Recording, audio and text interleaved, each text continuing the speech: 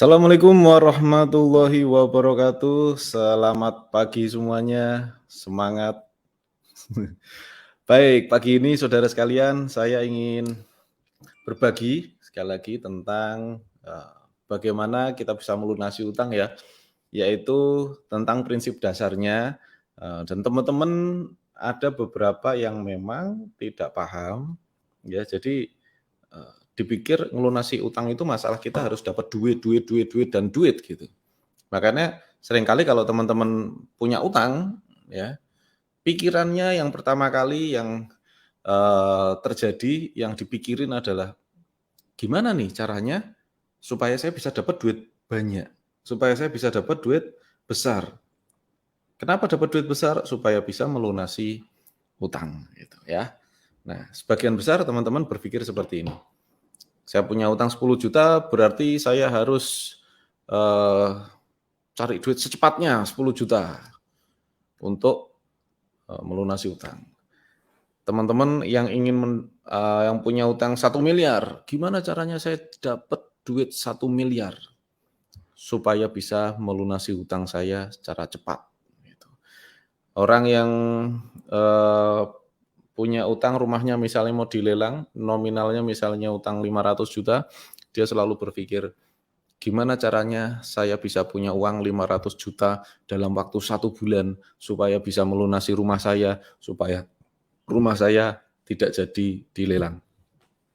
Nah, ini adalah pikiran yang seringkali ada di dalam pikiran kita semua. Saya ingin tanya dulu sama Anda semua yang ada di sini. Siapa di antara Anda yang punya pikiran seperti itu? Jadi, ingin lunasi utang, yang dipikir pertama kali adalah gimana caranya cari uang. Siapa yang masih punya pikiran seperti itu, silakan komen ya. Silakan komen dulu sambil kita menunggu teman-teman yang lain yang belum hadir. Saya mau putarkan dulu pengalaman dari beberapa teman. Mas Arli sendiri orangnya luar biasa, jadi sangat-sangat profesional di bidang pembuatan ide bisnis dan ide produk, terutama ya dari modal yang sangat kecil itu kita diajari bagaimana membuat produk untuk bisa laku dipasarkan.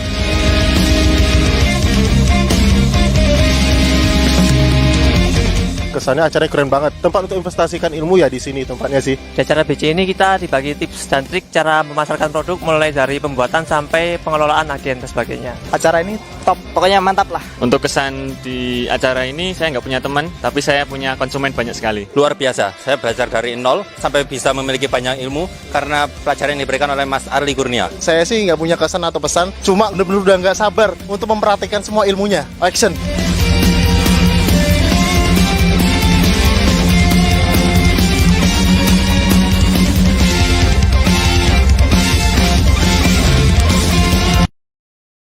Itu saya bingung, saya mau bisnis tapi kesulitan modal karena di kebanyakan orang bilang kan kalau bisnis butuh modal. Mulai kepikirannya tuh karena saya ada satu masalah. Jadi pengen nyuci mobil karena anak kosan.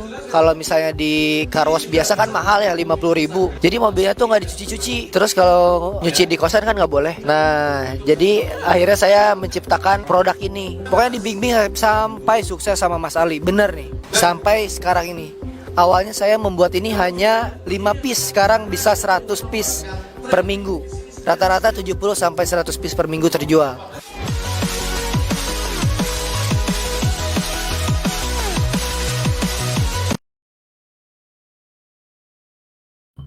Baik, saya lanjutkan lagi. Tadi pertanyaannya adalah pada saat Anda punya hutang 1 miliar, terus Anda pengen cari duit 1 miliar. Pada saat Anda punya hutang 500 juta gitu ya, misalnya Anda beli rumah, rumahnya bermasalah, kesulitan bayar, terus akhirnya Anda cari duit senilai harga rumah itu 500 juta. Begitu juga yang punya utang bisnis 3 miliar, gimana caranya nih saya bisa dapatkan uang 3 miliar supaya bisa melunasi utang saya karena kemarin pandemi, omsetnya drop ya, dan seterusnya. Dan ini seringkali menjangkit teman-teman yang ada di sini. Saya juga ingin membacakan sebuah, saya jarang buka DM ya gitu, tapi ini coba saya bacakan lah yang kali ini. Sebuah mana ya tadi?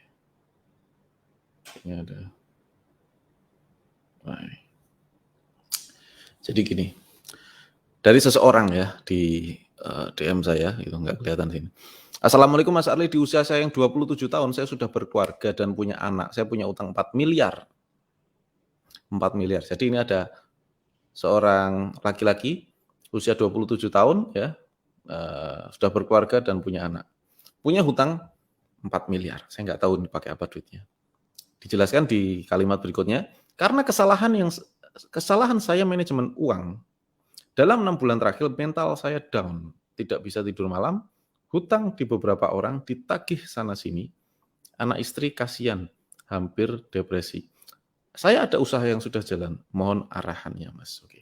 Kemudian saya coba cek sedikit ya profilnya, nggak pernah saya kepo-kepo, tapi ini coba saya lihat profilnya dan ini ada dia punya grup usaha ya, ada warung makan, ada snack, ada coffee shop juga gitu ya. Oh, ini pengusaha. Oke. Kemungkinan uangnya dipakai untuk usaha dan sekarang nyantol 4 miliar dia di apa namanya? Ditagih sana sini. Nah, seringkali oh, Bung Afan. Ini Bung Afan ini udah tidur apa anu? Ini kemarin habis dapat infus terus alhamdulillah udah seger ya. Habis subuhan seger gitu ya. Makanya jawabin masalah utang. Oke. Jadi kita kembali lagi ya, saudara sekalian, bahwa sebenarnya pada saat kita punya utang gitu, seperti Masnya tadi dan mungkin Anda semua juga merasakan kita punya utang misalnya 4 miliar, 1 miliar, 200 juta, 10 juta, pusing gimana caranya bisa cari uang sebesar itu. Nah, sekarang pahami baik-baik ini, saya mau bicara sama Anda. Ya. Sebab Anda berhutang itu apa? Yuk jawab yuk. Sebab Anda berhutang itu apa? Ada yang bisa jawab? Kenapa orang berhutang? Dia mau buka bisnis. Kenapa dia berhutang? Dia mau punya rumah. Kenapa dia hutang? Sebabnya apa? Sebabnya apa? Yuk silakan jawab di komen. Sebabnya apa? Kenapa orang sampai berhutang? Butuh apa? Kebutuhan sehari-hari. Kenapa sampai orang berhutang? Jawabannya seperti yang disampaikan oleh Pak Prabowo di meme-meme itu loh. Karena kita tidak punya uang. Nggak ada uang, makanya orang berhutang. Oke, saya mau urai ini. Ya, saya mau urai. Kenapa orang sampai berhutang? Karena dia tidak punya uang. Paham dulu sampai sini. Yuk silakan teman-teman komen. Paham dulu ya sampai sini ya. Satu-satu nih. Kalau belajar sama saya satu-satu pelan-pelan ya. Kenapa orang sampai berhutang? Karena dia tidak punya uang. Untuk aktivitas tertentu. Beli rumah misalnya, beli mobil, modal usaha, bayar anak sekolah, kebutuhan sehari-hari, dan seterusnya. Intinya dia tidak bisa menyediakan uang sampai akhirnya dia berhutang. Oke, saya akan sorot ini. Tidak mampu menyediakan uang, tidak mampu menghasilkan uang senilai tersebut.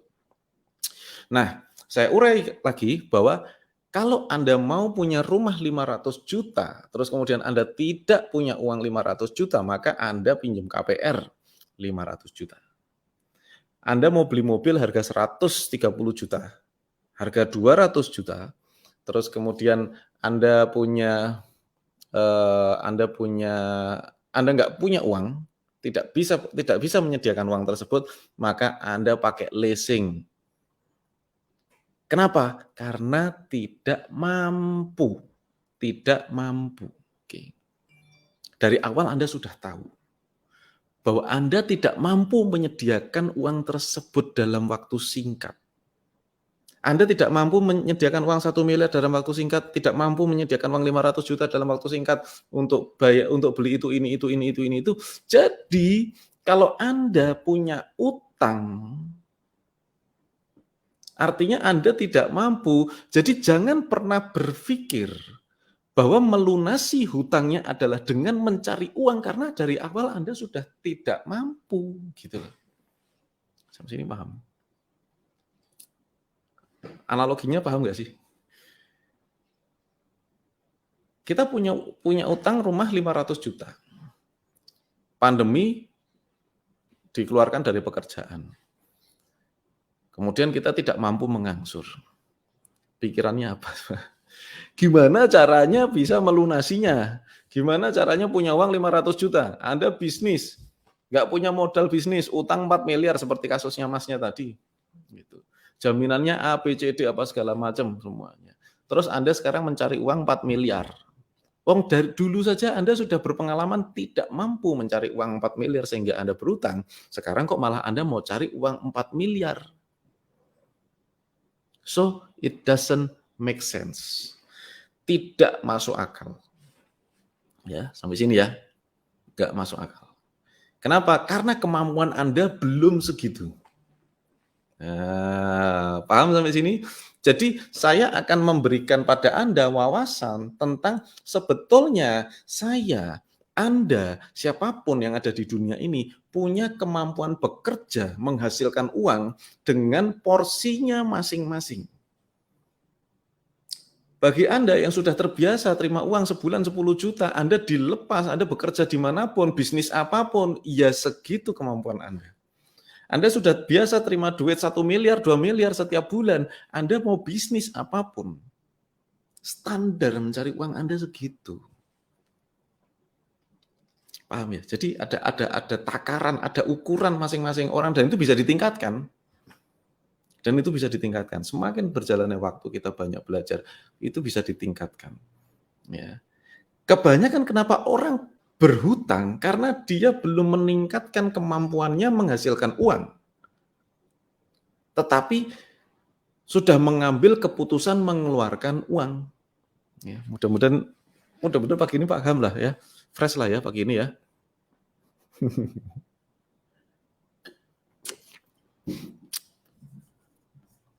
Oke, sampai sini paham ya. Nah, jadi pikiran pertama yang tidak boleh dilakukan adalah pada saat Anda punya utang rumah, punya utang mobil, punya utang bisnis, punya utang apapun, gimana cari uang cepat? Senilai hutang Anda itu tidak boleh Anda pikirkan sama sekali. Kenapa? Karena hal itu hanya akan membuat Anda stres, hal itu akan membuat Anda itu pusing, ya, bahkan bisa sakit-sakitan kalau Anda terlalu tenteng dan Anda tidak bisa berkonsentrasi dengan baik untuk menyelesaikan masalah hutang Anda. Terus bagaimana, Mas? Ya. Ada beberapa hal yang harus kita urai di sini. Jadi kita nggak bisa pukul rata bahwa semua utang itu solusinya sama. Tidak. Hutang itu solusinya tidak sama. Yang namanya hutang itu solusinya masing-masing. Sesuai dengan berapa jumlah hutangnya, Anda itu siapa, dan profesi Anda itu apa, dan sebelumnya Anda itu pengalamannya bagaimana, karakter Anda seperti apa, maka akan bisa dirumuskan cara penyelesaian utang yang berbeda-beda. Kalau Mas Arli sendiri gimana? Dulu utang saya sekitar 400-an juta, bukan miliar ya. 400 juta, bukan 400 ribu, bukan 400 miliar, tapi 400 juta, antara itulah. Ya. Tahun 2012 saya berusaha melunasinya. Apa yang saya lakukan? Yang saya lakukan adalah saya ambil secari kertas. Jadi saya ambil cari kertas kayak gini. Saya tuh pakainya selalu kertas putih HBS. Saya ambil cari kertas macam gini. Kemudian saya tulis utangku itu apa itu. Pertama itu tulis dulu. Jadi oh ya kalau di e-book yang pernah saya tulis dulu 30 hari bebas hutang, saya melihat ada hal gini ya. Saya melihat bahwa yang pertama yang diurus itu dirinya sendiri gitu ya. Karena yang menyebabkan utang itu Anda, maka pertama kali yang harus ditreatment, yang harus diurus itu adalah Anda. Bukan utangnya. Ya. Garis bawah ini ya. Yang menyebabkan utang siapa? Saya, Pak. Ya sudah, kamu yang harus di-treatment, yang harus dilatih, yang harus diberikan skill tertentu, yang harus diolah pikirnya, hatinya, semuanya harus diolah. Jadi waktu itu saya sadar saya punya utang, saya sadar saya berat bayarnya, saya harus kerja keras untuk bayarnya itu, dan kemudian saya nggak punya waktu untuk keluarga dan seterusnya. Akhirnya saya putuskan ini nggak benar nih. Yang saya lakukan adalah pertama mengendapkan perasaan. Oke, kalau seandainya reset dari nol, restart dari nol, saya jadi nggak punya apa-apa, saya harus mulai dari awal, apa yang akan saya lakukan? So, yang saya lakukan adalah saat itu saya mulai dari awal. Saya hari itu punya 3 mobil, ya, terus utang kabeh. Saya punya bisnis, ada 2 bisnis saya yang jalan. Terus saya juga punya relasi, ya, saya punya apa segala macam. Saya tulis apa yang saya punya. Nah, kemudian yang saya lakukan adalah pokoknya bulan ini saya harus selesaikan semuanya. Yang penting bulan depan saya tidak ada pembayaran angsuran apapun. Jadi mesin cuci itu ya saya utang, nyicil, banyak yang saya nyicil gitu ya. Jadi setiap ya 3 hari, 4 hari sekali itu saya selalu ada jatuh tempo. Kan ngeri kan? Nah, jadi waktu itu saya tulis semuanya apa yang saya punya. Jadi apa yang saya punya, harganya berapa, utang saya berapa gitu. Jadi kalau saya punya mobil waktu itu kan mobil yang harganya murah ya, mobil saya. Mobil misalnya harganya 60 juta ya. Mobil 60 juta. Saya punya mobil, harga jualnya saya cek di second, oh harga jualnya 60 juta. Utangnya berapa gitu ya. Utang leasingnya berapa di sebelahnya sini. Terus apalagi mobil yang kedua, ini sekian. Saya punya mesin cuci ini sekian gitu. Saya punya apapun gitu tak tulis semuanya. Apa yang saya lakukan kemudian? Mulailah dari yang paling kecil. Oke. Saya mikir, kalau mesin cuci saya jual, besok saya ngapain? Ya. Ini. Cepat kuncinya mana? Lama. Saya nggak ngasih kunci. Saya mengurai. Kalau mengurai itu berarti panjang, gitu ya. Jadi bagi Anda yang mau tahu ini kesimpulannya apa, Anda nggak usah nonton, nggak ada kesimpulannya. Ini panjang, ya, paham ya? Oke. Jadi yang saya lakukan adalah saat itu saya pikir lagi, mesin cuci saya kalau tak jual laku nggak? Wah, susah banget ya mesin cuci dijual, harganya itu kalau saya lunasi saya harus bayar sekitar 12 juta. Kalau saya itu harga 12 juta. Kalau saya lunasi saya harus bayar 6 juta. Karena udah jalan separuh. Tapi kalau saya jual paling laku 3 juta gitu. Saya hitung-hitung lagi pakai kalkulator. Wah, ini enggak masuk ini. Akhirnya apa yang saya lakukan? Daripada saya sulit-sulit, akhirnya saya teleponlah orangnya. Gitu. Yang kreditin barang. Pak, besok kan jatahnya saya bayar angsuran. Iya, Mas. Seperti biasa, Mas, saya samperin. Tapi besok jangan naik motor ya, Pak. Bawa pickup. Loh, kenapa, Mas? Mesin cucinya saya kembalikan saja, saya tidak kuat bayar. Artinya apa? Saya kembalikan yang pertama kali adalah mesin cuci. Ini pelan-pelan belajarnya. Setelah saya kembalikan mesin cucinya, ya, setelah saya kembalikan mesin cucinya, apa yang terjadi? Perasaan saya beda. Wah, bulan depan berkurang 600.000, lumayan nih gitu. Nah, terus akhirnya apa lagi ya? Nah, ini kuncinya. Jadi pada saat kita sudah melepas satu, gitu. Jadi mulailah dari yang paling kecil. Anda punya apa? Cicilan motor, gitu. Panjang banget, gitu. Coba kembalikan. Itu ada sebuah perasaan hebat di dalam diri Anda yang meledak-ledak. Kembalikan. Kembalikan ke leasing, balikin. Mas, besok jatahnya ngangsur, ini tak kembalikan. Cuci dulu motornya, balikin ke leasing. Mas, aku udah nggak kuat ngangsur, monggo ditarik. Luar biasa. Itu yang saya lakukan, serius. Gitu. Nah, kemudian ada mobil. Karena mobil itu saya anggap masih ada sisa, kalau saya jual, akhirnya saya coba tawarkan di OLX, saya tawarkan di mana-mana gitu. Ada orang yang telepon untuk membeli apa segala macam. Dan akhirnya banyak orang yang ingin membeli gitu ya, pada tanya gitu, karena mungkin harganya saya jualnya agak murah sih, dibandingkan saya lihat harga pasarannya berapa, saya jual cepat agak murah gitu, dijual cepat butuh uang, akhirnya nelpon banyak tuh gitu ya, dalam 2 hari itu laku langsung gitu. Tapi setelah saya coba pelunasan gitu ya, ini tapi BPKB ada di loh Mas, ada di leasing, itu kekeliruan saya sih, tapi saya senang melakukan itu. BPKB-nya di leasing, besok jadi transaksi kita di leasing aja ya gitu. sambil melunasi maksudnya.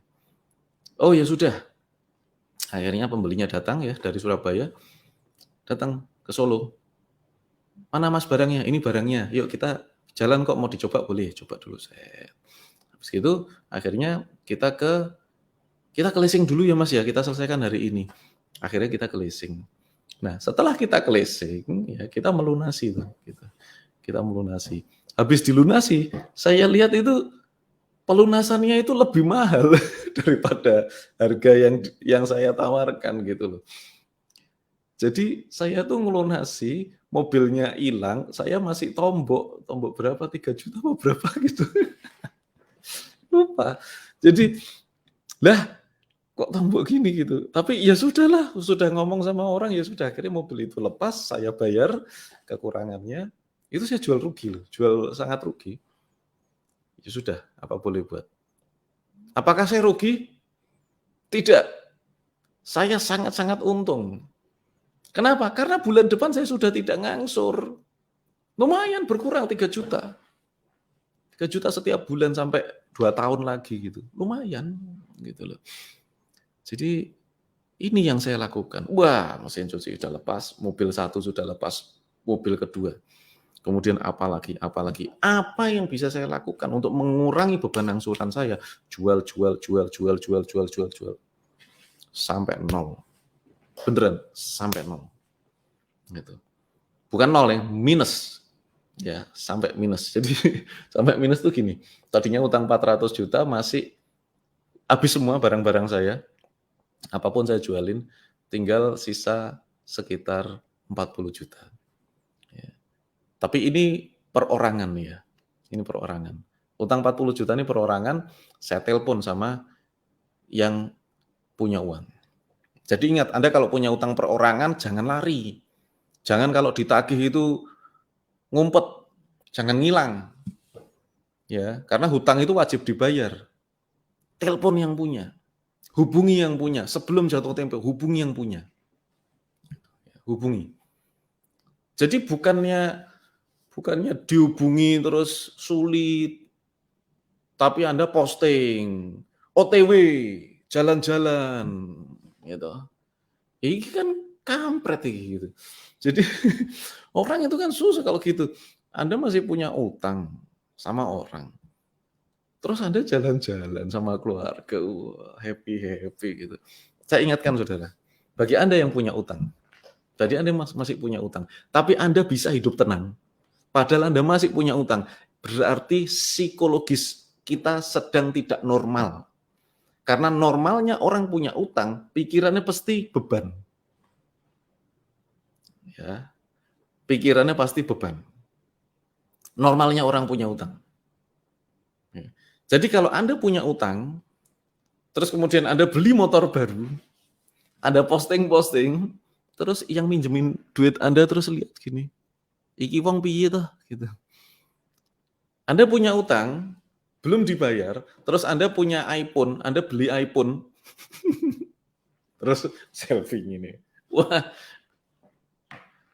ini nggak bener, karena hutang tuh wajib dibayar. Banyak orang kemarin bilang gini, tanya sama saya, Mas Arli, hutang sama sedekah mana yang didahulukan? Hutang sama sedekah mana dahulukan? Siapa bisa jawab, teman-teman? Yuk, kita mengkaji ini dengan hal yang positif ya. Hutang sama sedekah mana didahulukan? Anda punya uang nih, bisa nih untuk bayar hutang atau untuk mengangsur hutang Anda. Terus Anda juga pengen bersedekah. Hutang sama sedekah mana dahulukan? Kalau Anda tahu hukumnya, hutang itu wajib dibayar, sedekah itu sunnah dilakukan. Jadi kalau Anda mendahulukan sedekah Anda dibandingkan hutang Anda, itu sama dengan Anda mendahulukan istilahnya sering sholat sunnah tapi nggak pernah sholat wajib gitu loh. Ya, paham ya? Anda kalau tahu hukumnya, hutang dulu yang didahulukan. Maka saya tahu saya punya utang gitu, saya nggak bisa beli macam-macam yang aneh-aneh gitu, nggak bisa. Yang saya suka itu nggak bisa. Karena saya punya utang sama seseorang. Akhirnya apa? Saya telepon. Mas, ini gini, kondisi saya, bisnisku dua-duanya sudah habis mas gitu. Saya baru baru istilahnya restart keuangan lah gitu. Memulai semuanya dari awal, tapi saya masih punya tanggungan. 40 juta kekurangan utang saya sama Anda. Kalau gini gimana Mas? Saya akan mulai mengangsur, itu bulan November ya. Saya akan mulai ngangsur, tapi kasih saya kesempatan mulai angsuran itu nanti di bulan Januari Mas. Jadi November, Desember, kalau saya minta kelegaannya jenengan untuk melonggarkan 2 bulan ini saya tidak bayar dulu, nanti mulai saya bayar bulan Januari. Gitu. Ya. Terus karena saya beritikat baik, sebelum jatuh tempo saya sudah telepon, ya orangnya 2 bulan ya Mas ya? Ya sudah, tapi bener loh Mas gitu. Insya Allah saya mulai bayar, karena itu nominalnya 40 juta, saya bayarnya 3 juta minimal, saya bayar 3 juta ya Mas sampai lunas, minimal gitu. Kalau saya punya uang lebih, saya akan bayar lebih. Apa yang terjadi saudara? Itu orang Malang itu. Ya. Yang terjadi adalah, karena niat saya kuat gitu ya, dan uangnya saya tuh habis-habisan saat itu, bulan November 2012. Akhirnya saya lakukan semua cara gitu ya, yang halal tentunya. Saya lakukan semua cara. Dan setelah itu kemudian setelah saya lakukan semua cara, maka Allah memberikan rezeki itu ya kayak enak aja gitu ya. Orang membeli itu kayak gampang banget gitu ya. Membeli dari saya itu kayak gampang banget sejak itu. Terus bulan Januari itu saya sudah pegang uang kalau nggak salah udah lebih dari 100 juta sih. Lupa saya. Tapi jumlahnya itu sudah cukup banyak bagi saya gitu ya. Karena Desember saya dapat uang 60 juta. Januari bisnis saya berkembang berlipat-lipat, dan bulan Januari itu mulailah angsuran pertama saya. Langsung saya datang ke Malang, naik mobil dari Solo, saya ke Malang, nyetir saya. Mobil rental waktu itu. Saya naik mobil rental, saya sewa mobil ke Malang, saya bawa uang, saya taruh di amplop gitu, saya temui orangnya. Assalamualaikum Mas. Mas Arli, gimana kabarnya? Alhamdulillah. Bisnis apa sekarang? Oh, saya sekarang usaha A, B, C, D, dan segala macam gitu. Terus saya bisnis ini udah mulai penghemat BBM Mas, tapi dan alhamdulillah jalan sih gitu. Gimana? Gitu. Udah jalan alhamdulillah nih Mas gitu. Apa produknya apa? Malah saya ditanyain produk saya. Saya kesini nggak jualan Mas, nanti dulu itu. Tapi intinya saya kesini saya mau bayar utang. Ini saya sudah punya uang, tadi kan saya janji mau nyicil. Tapi karena uang saya lebih, semuanya saya lunasi di bulan Januari. Akhirnya tak lunasi bulan Januari itu. Nggak jadi nyicil. Ya Allah memberikan rezeki lebih kalau kita niat. Ada yang tanya, usaha apa waktu itu Mas? Ya saya mulai penghemat BBM saya saat itu. Nah, dan uniknya, yang 25 juta itu dikembalikan ke saya. Mas gini Mas, aku beli produkmu. Diambil 25 juta, beli produkmu. Dapat berapa nih gitu. Ya Allah Mas, aku bayar utang loh Mas gitu. Iya, ini buat beli produk gitu. Aku juga mau bisnis itu katanya gitu. Anda bayangin, saya bawa uang 40 juta, tak kembalikan, saya bayar utang, diambil 25 juta, kasihkan ke saya, aku beli produkmu. Coba Anda bayangin, niat bayar utang. Jadi Anda kalau punya hutang, yang paling penting bukan uangnya, saudara. Saya ingatkan Anda, yang paling penting bukan uangnya. Tapi bagaimana Anda mengelola hati Anda, bagaimana Anda mengelola pikiran Anda, bagaimana Anda mengelola tubuh Anda. Ya, untuk nggak lari dari orang, nggak lari dari kenyataan, nggak lari dari apapun. Ya sudah, punya hutang, tulis utang Anda berapa. Ya. Kemudian berikhtiar. Ikhtiar itu kan 2. Ya doa, ya usaha tentunya. Gitu. Ya ada orang yang tanya, amalannya apa Mas? Gitu. Nggak ada amalan apa-apa, biasa aja. Sama mungkin seperti Anda. Biasa aja. Tapi hatinya itu loh. Ya. Nah ini seharusnya pertanyaannya hutang atau zakat mana didahulukan? Ya itu sama-sama wajib. Sama-sama wajib kan bisa dibagi. Lagian kalau zakat kan cuma 2,5%. Kecil sekali, tidak sebanding gitu ya. Nah ini Tak jawab ya. Pendapat Pak Arif bagaimana tentang pinjaman kur? Ya kan riba. Kur ada bunganya toh. Bunganya itu kan riba. Ya sudah. Kalau bunganya dihilangkan berarti boleh. Simpel. Selama utang itu ada bunganya jangan lakukan. Oke. Baik. Siapa yang hari ini dapat manfaat dari tayangan ini? Ya. Tapi perlu kita ingat ya, jangan pernah wah berkat Mas Arli gitu. Saya agak risih ya kalau berkat Mas Arli. Saya tidak memberikan berkat apapun. Berkah itu datangnya dari Allah Subhanahu wa taala. Jadi teman-teman, bagi Anda yang mendapatkan ilmu, manfaat gitu dari tayangan saya hari ini, live streaming ini, itu semua bukan dari saya. Itu semua dari Allah Subhanahu wa taala. Saya hanya mengucapkannya saja dari pengalaman saya dan seterusnya. Masalah lunas tidak lunas yaitu tergantung urusan Anda dengan Allah Subhanahu wa taala, bagaimana ikhtiar Anda, itu aja. Ya. Jadi saya hanya menyampaikan pengalaman saya, tidak ada yang istimewa. Baik, mudah-mudahan tayangan kali ini bermanfaat. Enggak terasa udah 30 menit gitu ya. Tapi karena memang sebetulnya saya belum 100% pulih ya, karena kemarin sakit pencernaan gitu ya. Terus ke IGD di infus kemarin sore gitu ya. Terus alhamdulillah udah seger, malam udah live streaming sama Idea Cloud dan pagi-pagi ini tadi kok seger banget kayaknya gitu. Rugi kalau saya nggak berbagi ilmu. Maka terus kemudian saya nyalain kamera, kita live streaming seperti hari ini. Dan semoga Anda semua pun diberikan kesehatan oleh Allah Subhanahu wa taala. Anda semua diberikan kelimpahan rezeki ya, kelimpahan rezeki. Artinya rezeki yang berkah, rezeki yang melimpah, dan rezeki yang bermanfaat. Saya akhiri kali ini. Assalamualaikum warahmatullahi wabarakatuh.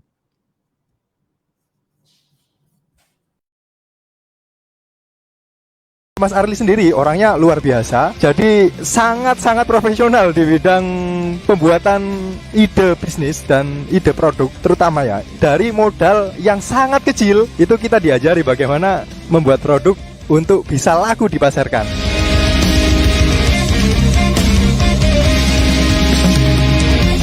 Kesannya acaranya keren banget. Tempat untuk investasikan ilmu ya di sini tempatnya sih. Di acara BC ini kita dibagi tips dan trik cara memasarkan produk mulai dari pembuatan sampai pengelolaan agen dan sebagainya. Acara ini top, pokoknya mantap lah. Untuk kesan di acara ini, saya nggak punya teman, tapi saya punya konsumen banyak sekali. Luar biasa, saya belajar dari nol sampai bisa memiliki banyak ilmu karena pelajaran yang diberikan oleh Mas Arli Kurnia. Saya sih nggak punya kesan atau pesan, cuma bener-bener udah nggak sabar untuk memperhatikan semua ilmunya. Action!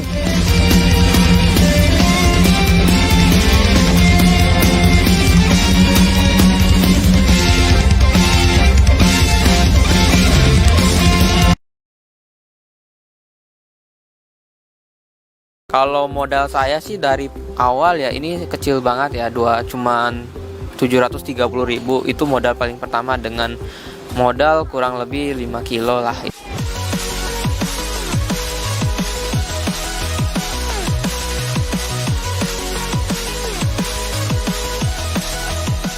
Setelah saya ikut BC, saya jadi tahu Mas Ali bisa ngasih tahu beberapa ide dari yang saya nggak terpikirkan, yang di sekitar saya ternyata ada yang bisa jadi peluang. Kalau awalnya sih saya masih karyawan ya, maksudnya kasih karyawan biasa gitu. Setelah saya jual bawang toki-toki ini, yang mungkin awalnya cuma 5 kilo pada bulan pertama, bulan kedua juga sama. Setelah arahan dari Mas Arli, saya bisa jual 20-30 kilo untuk tiap minggunya.